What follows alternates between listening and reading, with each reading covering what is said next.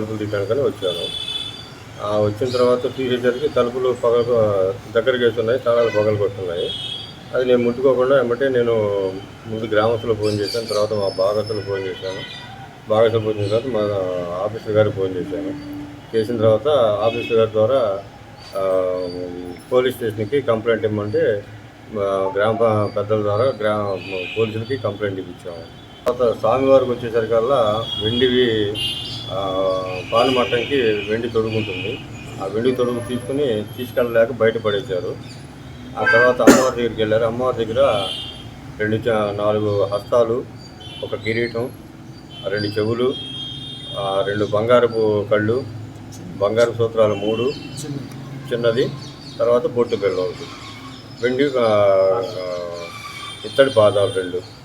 ఇవన్నీ చూసేసరికి అక్కడ లేవు. ఎమ్మటే ఫోటోలు తీసుకుని ఎమ్మటే మా సార్ గారికి వీళ్ళందరికీ నేను కంప్లైంట్ చేశాను. స్వామివారు వచ్చారు, ఎమ్మటే కంప్లైంట్ రాసుకున్నారు. సీసీ కెమెరాలు కట్ చేసి పవర్ సప్లై ఆఫ్ చేశారండి. సీసీ కెమెరాలు చూద్దాం అనుకున్నాము. చూస్తే పవర్ సప్లై ఆఫ్ చేసింది. ఆఫ్ చేసిన తర్వాత సీసీ కెమెరాల దగ్గరికి చూస్తే అవన్నీ కట్ చేసి దానిలో ఉన్న ఆఫ్ తీసుకుని వెళ్ళారు. మేమే చేయలేక మా మల్లేశ్వర స్వామివారి దేవస్థానంలో 3:30-4 మధ్యలో దొంగతనం జరిగిందని ఆచార్య గారు నాకు ఫోన్ చేశాను. ఆచార్య గారు ఫోన్ చేయగానే నేను తోటి అర్చకులకను మరి గ్రామస్తులకు తెలియపరిచానండి. వారు నేను చెప్పిన విధంగానే గ్రామస్తులకు మరియు అర్చక స్వామిని పిలిపించి వారి ద్వారా పోలీసు వారికి ఇన్ఫామ్ చేశారు. పోలీసు వారు మామూలుగా అర్చక స్వామిని మీరు లోపలికి వెళ్ళి ఏమేమి వస్తువులు పోయిందో చూసుకొని మాకు తెలియపరచండి, మేము వస్తున్నామని అన్నారు. తర్వాత కానిస్టేబుల్ గారు వచ్చి చూశారు.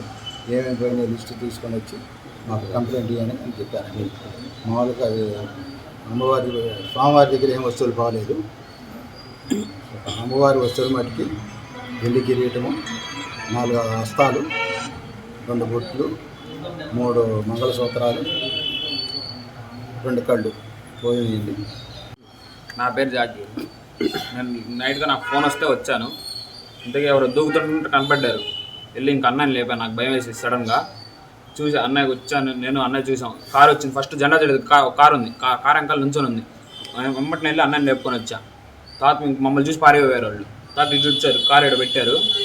తర్వాత మేము ఎత్తికాం. ఎవరబ్బా మేము పరిగెత్తాం. ఇంతకీ కర్రలు రాడ్లు వేసుకొని మేము కూడా వాళ్ళు దొరుకుతారేమో కొడదామేమో అని. తర్వాత ఇంక మమ్మల్ని చూసి పరిగెత్తారు. అటు వెళ్ళిపోయింది కారు జంపర్ వైపు. తర్వాత ఇంకా మేము అంత చుట్టూరు తిరుగుతున్నాం బండ్లు వేసుకొని ఎవరైనా దొరుకుతారా అని. అటు వెళ్ళాం. ఎవరో పరిగెత్తుకొని వస్తుంటే అటు వెళ్ళాం. ఇంతలో ఇటు నుంచి ఒకటి దొరికాడు. మెయిన్ రోడ్ మీదకి వెళ్ళాం. అయినా దొరకలా. 3:30 వరకు మేము ఇక్కడే కూర్చున్నాం. ఏమైనా దొరుకుతారా ఇంకా మేము వెళ్ళిపోయాము.